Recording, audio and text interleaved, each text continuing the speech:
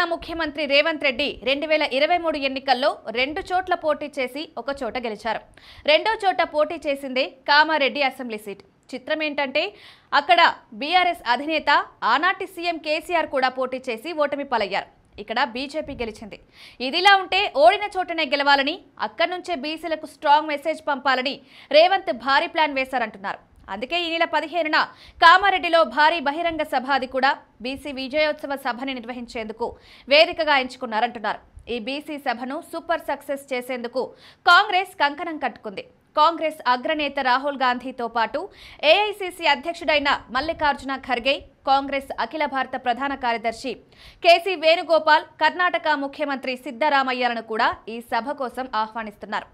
అంతేకాదు, నా భూతో నా భవిష్యత్తు అన్నట్లుగా ఈ బీసీ సభను నిర్వహించేందుకు కామారెడ్డికి సమీపంలో ఉన్న అన్ని నియోజకవర్గాల నుంచి భారీ ఎత్తున జన సమీకరణ చేయాలని కూడా నిర్ణయించారని చెప్తున్నారు. తొందరలో జరగబోయే స్థానిక సంస్థల ఎన్నికల కోసమే బీసీ విజయోత్సవ సభను నిర్వహిస్తున్నారంటున్నారు. బీసీ ఓట్ బ్యాంకుని గుత్తమొత్తంగా కాంగ్రెస్ వైపు తిప్పుకునేందుకు ఇది కీలకమవుతుందని భావిస్తున్నారు.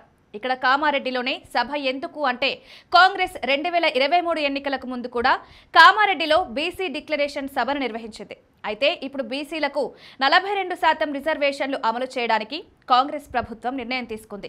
దాంతో తాము డిక్లరేషన్తో వదిలే రకం కాదని, ఇచ్చిన మాటను నిలబెట్టుకుంటామని గట్టిగా 1కి 10 మార్లు చెప్పేందుకే ఈ బీసీ సభను నిర్వహిస్తున్నారని అంటున్నారు.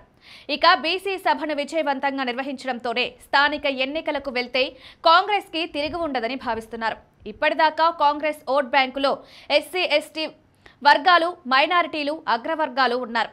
బీసీలను కూడా కలుపుకుంటే పటిష్టమైన ఓటు బ్యాంక్ తయారవుతుందని లెక్క వేస్తున్నారు. మొత్తానికి రేవంత్ రెడ్డి భారీ ప్లాన్తోనే ఉన్నారంటున్నారు. కామారెడ్డి సభ తర్వాత మొత్తం తెలంగాణ సామాజిక చిత్రం మారి రాజకీయంగా కాంగ్రెస్ కి మేలు జరుగుతుందని ఆ పార్టీ నేతలు ధీమాగా ఉన్నారు.